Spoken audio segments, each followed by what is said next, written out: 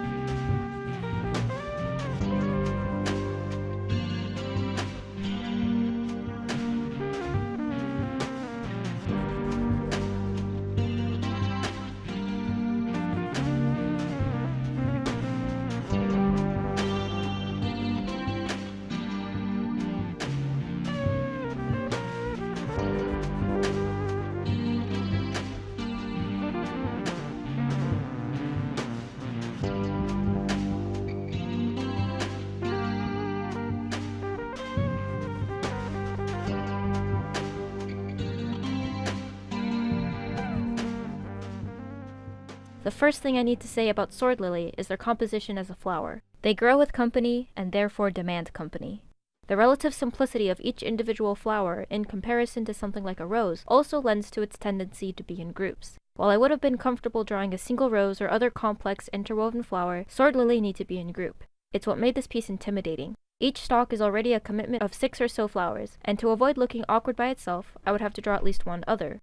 The other damning feature is that at a low volume, I would have to draw at least 3 to avoid having these otherwise voluminous lilies paired off and minimized. What saved me about this is that I only have to focus on one of the stalks and therefore put my most effort on that sword lily. I don't think I presented this idea well enough in the end, but I can fix this for any future paintings. However, I don't think I want to paint another sword lily, at least not with my current skill level. The detail and busyness really lend itself to a detailed ink piece. Splashes of color can be used to accent the subject as a reverse of what I attempted here. After all this is laid out to me, the hard part is deciding when I'll seriously draw sword lily again. Anyone who has half a brain of watercolor can see that I keep going too deep, too fast with my paint. I don't give myself time or layers that I need to really develop any kind of depth. Part of this is my natural impatience, but part of the problem was also lent to putting a deadline on myself that I knew I couldn't reach, and the piece suffered for it. There was also my split attention among my color goals versus my color choices, the constant struggle to have a decent setup with my palette, and the fear of the camera recording failing on me. The SD card actually completely died after I got all my footage off it. My starting color palette was alizarin crimson, purple lake, and yellow ochre. However, because I didn't put in enough depth to the main lily, I decided to add blue tones from a mix of Prussian blue and turquoise. I did have masking fluid that I could have used to block out parts of the flower, but when I was playing around with the stuff earlier, I found I couldn't avoid from ripping up the paper slightly, so I decided to save it for later. I saw people heating up masking tape to peel it up cleanly afterwards, so I'll have to try that trick out with masking fluid, although I'm not entirely confident that it'll work.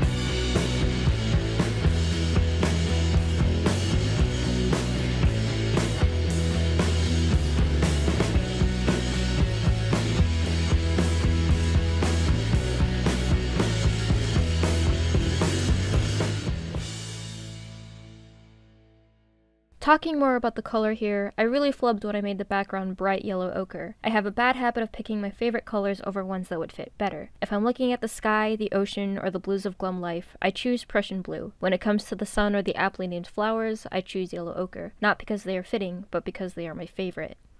I wanted the theme of this painting to be red, and chose to paint red flowers, but I put yellow ochre in the background and I put purple in the flower shading to complement it, and I stuck my feet up my palette. Light will draw attention to itself, so to put harsh light on the principal lily would have brought the focus I wanted on it. I could have taken advantage of the harsh contrast that would have been created to create interest, and truly simplify the background flowers as they fade into the background. There isn't a real setting for this piece, so I could have done a gradient of brown to muted red and saved the vibrant colors for what I wanted the viewer to see. When I put the blue tones on the flower, I realized I could have drawn themes from the heart and adopt the typical blue and red combo. In fact, the background could have been a dark blue and let mixed purples tie the piece together. I try to work from limited palettes to work over this problem, but if the colors are in front of me, I can't help but try them out. This is how I added Bloodstone Genuine to really bring in some darker values without using a flat, opaque black, such as my personal favorite black, Lamp Black. I know Payne's Gray is a popular paint to use to create blacks, but it has blue-gray tones I wanted to avoid here, and other mixed blacks tend to be transparent or more of a dark gray in my experience, at least initially. I use blacks to be flat and imposing, except when I didn't need that here. I was glad I had a color like Bloodstone, which is like the red cousin to Payne's Gray. In a future work, I'll need to experiment more with the more artistically used blacks like Payne's Gray, Jane's Gray, and other mixed blacks, and then working on avoiding black altogether as I'm doing with my Orchid Pony piece. To be a little off topic, the Orchid Pony is simultaneously an exercise in avoiding blacks and using whites in my pieces. I know the general difference between Mars Black, Ivory Black, Lamp Black, Payne's Gray, and Jane's Gray, but I only know of Titanium White and Zinc White, while Chinese White and other types of the shade escape me. My palette organization problem that you can see manifesting itself throughout the video has solved itself as I procrastinate from editing this very video. I've gotten a few white plates from Walmart to mix paint on, like the square plate that shows up, and I found a mint tin of the Hylian shield that I picked up from Nintendo of America that I'm going to weigh down somehow. There isn't too much to this as the palettes tend to change as artists change. What works for me now might not work for me the next day. It's a struggle of organization I'm okay with. What I'm not okay with is the organization of trying to record my art process. I have a tripod which works for recording art at an angle. Kind of.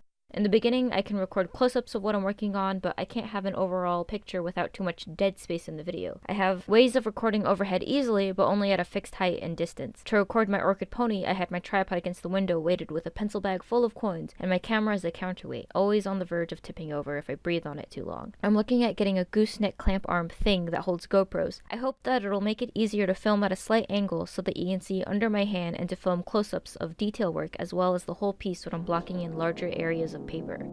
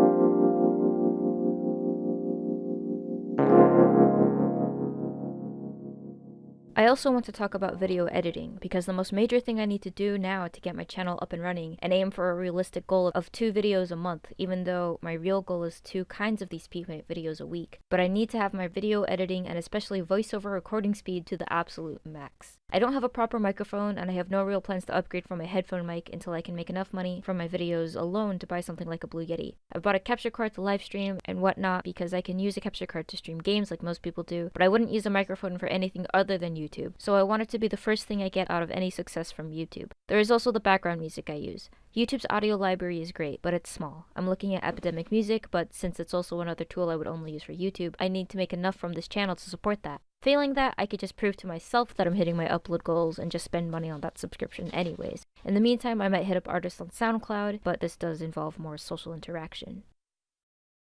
I spent a lot of time tearing apart this piece, but I really do like how it turned out. I have a tendency to tear apart everything I do, so if only for myself, I really like how Ochre, the dog, turned out. If I messed up on the puppy, the whole thing would have been ruined. I'm proud of this piece. The aspect I had the least enthusiasm for turned out the best. I've only drawn dogs in pen before, and I was almost convinced that my lack of control over the media would ruin this pupper into the ground. Thankfully, I didn't. Water media will only go where the water is put down, so I just had to learn how to wait for each layer to dry. If I had learned that lesson before I painted the flowers, the whole thing would have been much more dynamic. The most important thing I've gotten from this piece is that I still need to work on my lighting.